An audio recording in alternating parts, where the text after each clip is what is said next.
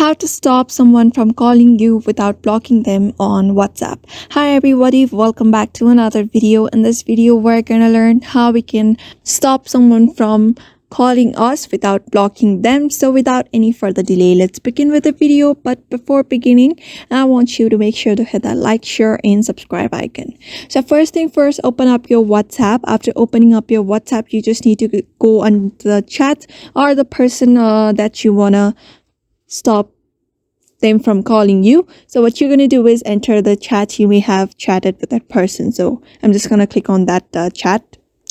After clicking on that person chat, you just need to simply tap on that person's name at the very top. After that, you'll be able to see notifications option here. So simply tap on notifications, and here you can easily see this mute notifications option. What you need to do is simply turn on this option. You can see 8 hours, 1 week, or always. So if you want that person to not call you for 8 hours, you may just simply tap on 8 hours, or 1 week if you want it for 1 week, or you may just change on always. And if you change your mind, you may just get back here, follow the process, and come back here and set it to cancel.